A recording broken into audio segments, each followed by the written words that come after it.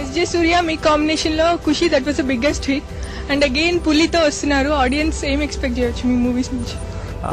సినిమాల నుంచి ఇది ఎక్స్పెక్ట్ చేయండి. నేను అట్లా చేసేసాను సినిమాలు. అవి మీకు నచ్చితే నచ్చకపోతే నచ్చదు. మీ రాజకీయాల్లోకి రావడం వల్ల ఫిలిం ప్రాజెక్ట్స్ తగ్గుతాయి అనుకుంటున్నారా? ఆల్రెడీ మీరు నాకు ఎప్పుడు తగ్గామనే కొత్తగా యువరాజ్యం అధినేతగా మీరు చేయాలి.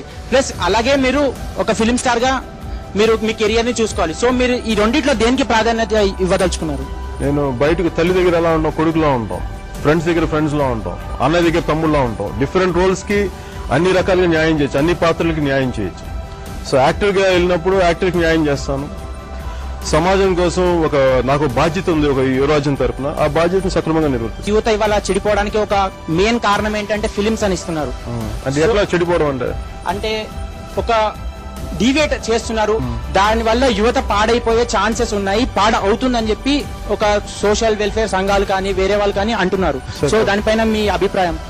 ఇప్పుడు జోగిని వ్యవస్థ ఉన్నప్పుడు సినిమాలు ఎక్కడ ఉన్నాయి? రజాకారులు దారుణంగా నరుకుతున్నప్పుడు ఏ సినిమాలో వాళ్ళు ఇన్ఫ్లుయెన్స్ చేసినాయి? ఇవంతా ఏంటంటే అరాకొర జ్ఞానంతో మాట్లాడే విషయాలు. సంపూర్ణంగా అర్థం చేసుకుంటే ఏ సమస్య ఉండదు. ఇప్పుడు సినిమాల్లో నేను 100 విషయాలు చెప్తాను, మంచి తీసుకొని చెడు వదిలేయచ్చు కదా. మీలాంటి పెద్ద యాక్టర్స్ చేసినప్పుడు ఏంటంటే మీరు ఏది చేసినా మా లాంటి యువత దాన్నే ఫాలో అయిపోతుంటారు. దేశభక్తి గురించి మాట్లాడే మరి మీరు ఫాలో అవ్వచ్చు కదా. దేశానికి అవసరమైన సినిమాలు ఖచ్చితంగా తీస్తున్నాం. But entertainment is a part of మన లైఫ్ కదా. బట్ ఎంటర్టైన్మెంట్ శృతి మించకుండా చేయడం వేరు.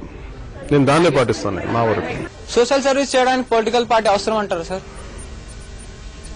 మన దేశంలో ఖచ్చితంగా అవసరం, అందులో నాకు అనుమానం లేదు.